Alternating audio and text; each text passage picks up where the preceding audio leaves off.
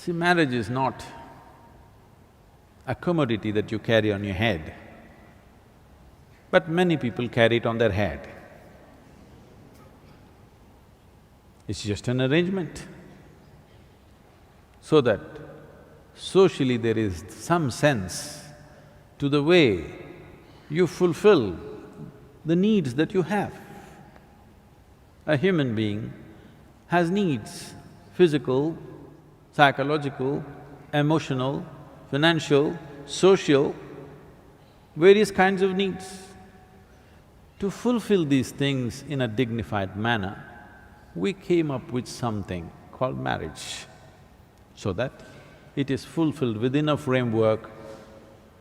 Your desires don't run wild and disturb everything in the society, some kind of a framework, so that it can be conducted in a sensible manner.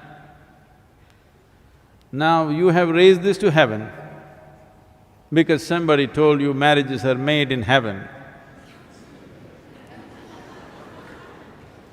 Only the unmarried ones think so.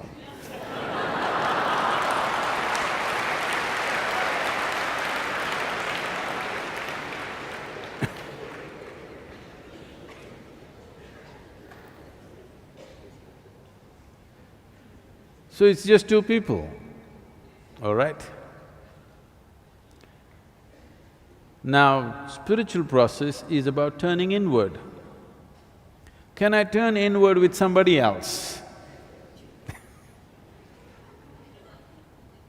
Marriage is an arrangement to fulfill certain aspect of your life. Don't complicate life by thinking, we will walk together on the spiritual path. There's no such thing. Because spiritual path is not not the path that you take into the Velangiri mountains, that you want to walk together. Even if you go to Velangiri mountains, please don't walk hand in hand. It's a narrow pathway and it's not an appropriate way to walk in the forest. You can walk in the park hand in hand. You can go shopping hand in hand. You can sit in a cinema hand in hand. You can't turn inward hand in hand.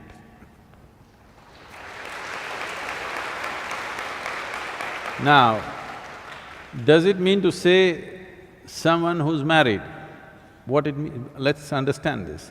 Someone who is married means someone who's made an official arrangement for their needs in life. A formal arrangement for simple needs that a human being has, which are biological, which are psychological, which are social, many things. So these arrangements that you have made, conduct these arrangements gracefully, so there will be time and space for you to turn around.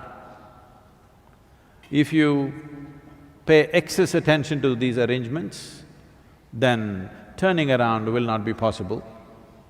This does not mean if you're alone, you will do it. If you're alone, you may be always looking out.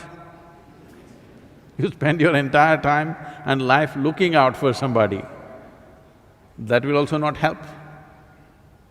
If you think your desires, your longings and your needs can be well handled by an arrangement of marriage, all right? Don't try to raise it to heaven. It doesn't happen in heaven, believe me. And if heaven is making so many mistakes, then we'll have to seriously reconsider many things. So, of course, in India, we don't blame it on the heaven. We do our own calculations of all the arrangements of stars and planets and everything. We match all the planets and stars very well. It's very easy to match stars because they never fought ever. But to match these two people, that nobody has managed except those two people if they are sensible.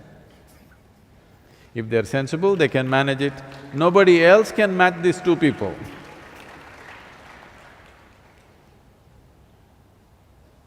Priests have tried, gods have tried, ghosts and goblins have tried, it's not worked and not worked and not worked. Two sensible people, they can manage. If both of them understand the limitations of the arrangement and the possibilities of the arrangement, they can conduct it sensibly.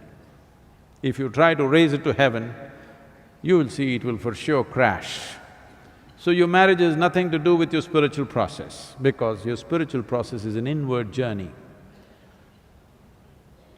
But one dimension of this is, to walk alone, people falter. Actually, this question was asked to Gautama, the Buddha. Is it better to walk alone or in company? Gautama looked and said, it's better to walk alone than to walk with a fool.